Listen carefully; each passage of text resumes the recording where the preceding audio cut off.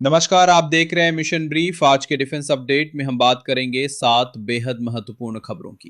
पहला, क्यों बढ़ते नुकसान के बाद अमेरिका के MQ-9 रीपर ड्रोन ने भारत के लिए सस्ते एस्कॉर्ट ड्रोन की जरूरत को उजागर किया है। दूसरा, पाकिस्तान आखिर क्यों भारत के स्टेल्थ ड्रोन घटक UCAV प्रोग्राम पर इतनी नजर रख रहा है। तीसरा, भविष्य के युद्ध के लिए भारत को 2 तरह की नई सबसोनिक क्रूज मिसाइलों की जरूरत क्यों पड़ सकती है। चौथा, कैसे defence research and development organisation के लेजर हथियार भविष्य में ड्रोन स्वॉर्म को लगभग बेकार कर सकते हैं।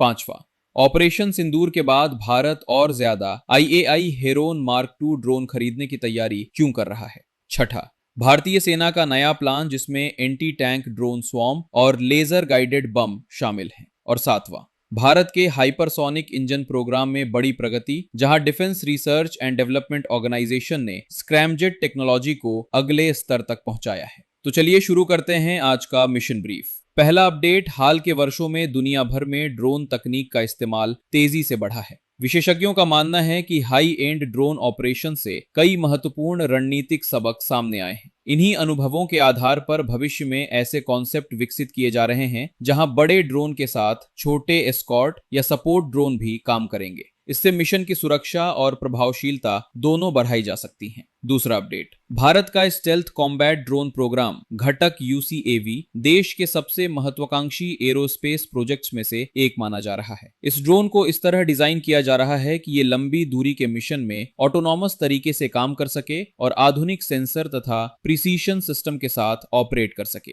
रक्षा विशेषज्ञों के अनुसार यह प्रोग्राम भविष्य में भारत की एयर पावर क्षमता को एक नया आयाम दे सकता है। तीसरा अपडेट, भविष्य के युद्ध में मिसाइल टेक्नोलॉजी लगातार विकसित हो रही है। विशेषज्ञों के अनुसार भारत को भविष्य में 2 अलग अलग प्रकार की सबसोनिक क्रूज मिसाइलों की जरूरत पड़ सकती है। पहली कैटेगरी ऐसी मिसाइलों की होगी जो कम रडार सिग्नेचर के साथ लंबी दूरी तक जा सके। दूसरी कैटेगरी में ऐसी मिसाइलें हो सकती हैं जिनकी रेंज अधिक हो और जो सुरक्षित दूरी से लॉन्च की जा सके। इस तरह के सिस्टम भविष्य की रक्षा रणनीति में महत्वपूर्ण भूमिका निभा सकते हैं। चौथा update, DRDO directed energy technology पर भी तेजी से काम कर रहा है। लेजर आधारित डिफेंस सिस्टम का उद्देश्य छोटे ड्रोन, सेंसर या अन्य हवाई खतरों को तेजी से निष्क्रिय करना है। इस तकनीक की खास बात यह है कि यह बहुत तेज प्रतिक्रिया समय और कम ऑपरेशनल लागत प्रदान कर सकती है। अगर यह तकनीक पूरी तरह ऑपरेशनल हो जाती है तो भविष्य के एयर डिफेंस सिस्टम में इसका बड़ा योगदान हो सकता है।